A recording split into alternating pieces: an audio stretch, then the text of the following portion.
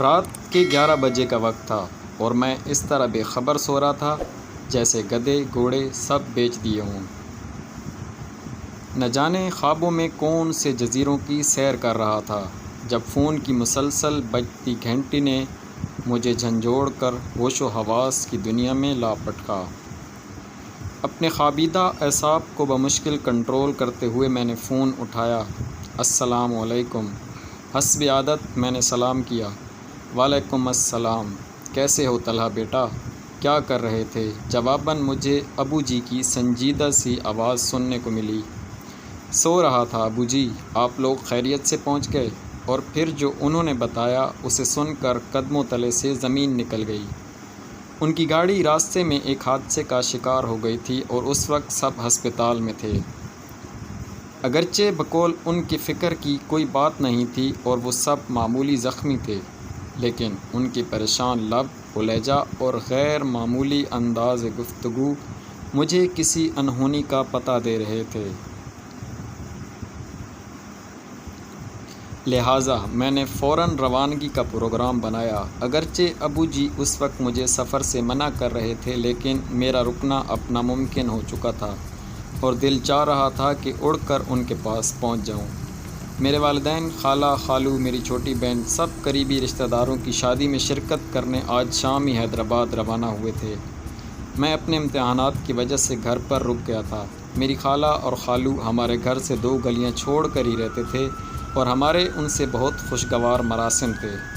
خالہ خالو نہایت شفیق، پرخلوص اور زندہ دل تھے۔ اللہ تعالیٰ نے ان کو ہر دنیاوی نعمت سے نوازا تھا سوائے اولاد کے، لیکن انہوں نے اس کمی کو اپنی زندگی کا روگ بنانے کے بجائے تقدیر کا لکھا جان کر اس سے سمجھوتا کر لیا تھا۔ مجھے اور میری چھوٹی بہن گڑیا کو وہ اپنی اولاد ہی سمجھتے تھے اور اپنی تمام تر محبت ان پر نچھاور کرتے تھے۔ نتیجتاً ہم دونوں بھی انہیں والدین جیسا ہی مقام دیتے تھے۔ میں نے رات بھر جاگ کر پیپر کی تیاری کی تھی۔ پیپر کے بعد جب میں گھر آیا تو سب کے ساتھ اتنا مصروف رہا کہ وقت گزرنے کا پتہ ہی نہیں چلا۔ شام کو جب سب مجھے ڈھیروں ہدایتیں دے کر روانہ ہوئے تو میرا تھکن سے برا حال تھا۔ رات کا کھانا کھا کر نماز ادا کرتے ہی مجھ پر نیند کا اس قدر شدید غلبہ ہوا کہ میں لمحوں میں غافل ہو گیا۔ فوراً ہی تیار ہو کر روانہ ہو گیا۔ والد سے میں نے ہسپتال کا ایڈریس لے لیا تھا۔ تقریباً 3 گھنٹے کا راستہ تھا۔ جب میں گھر سے روانہ ہوا تھا تو ہلکی ہلکی بوندا باندی شروع ہو چکی تھی۔ کراچی میں تو راتیں جاگتی ہیں، لہٰذا کافی دیر تک مجھے تنہائی کا احساس نہیں ہوا۔ راستے روشن تھے اور لوگ بھی گھومتے پھرتے نظر آ رہے تھے۔ آدھے گھنٹے بعد بوندا باندی نے موسلا دھار بارش کی شکل اختیار کر لی۔ اب تک میں شہر سے بھی کافی دور آ چکا تھا، لہٰذا ٹریفک بھی بہت کم ہو گیا تھا۔ کبھی کبھار کوئی اکا دکا گاڑی نظر آ جاتی تھی۔ اگرچہ گاڑی کے وائپر مسلسل چل رہے تھے، لیکن تیز بارش کے باعث باہر دھندلا سا نظر آ رہا تھا۔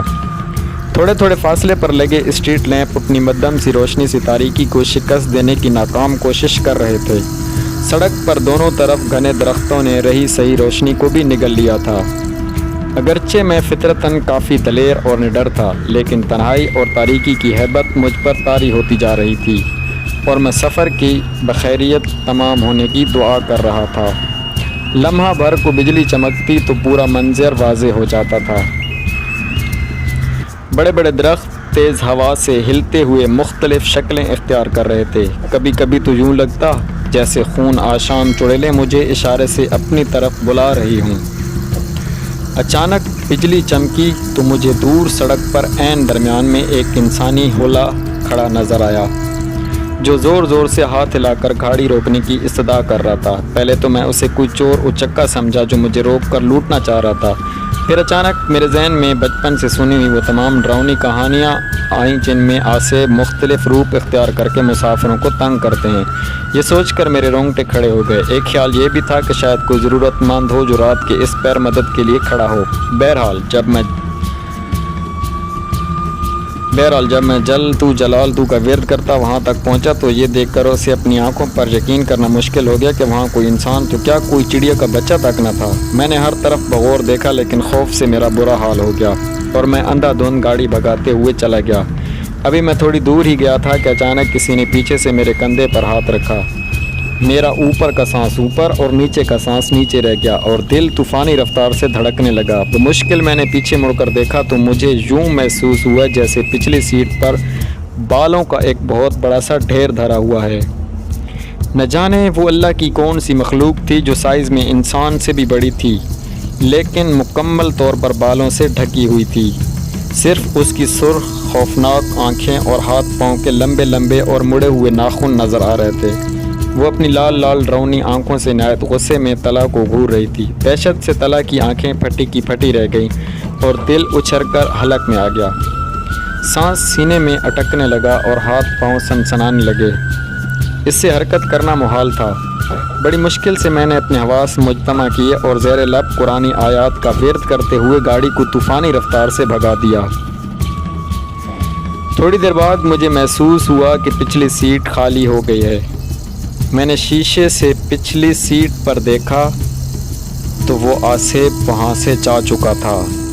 ابھی وہ پوری طرح سکون کا سانس بھی نہ لے پایا تھا کہ اسے یوں لگا جیسے گاڑی دھیرے دھیرے نہایت وزنی ہوتی جا رہی ہے اور اسے چلانا ناممکن ہوتا جا رہا تھا۔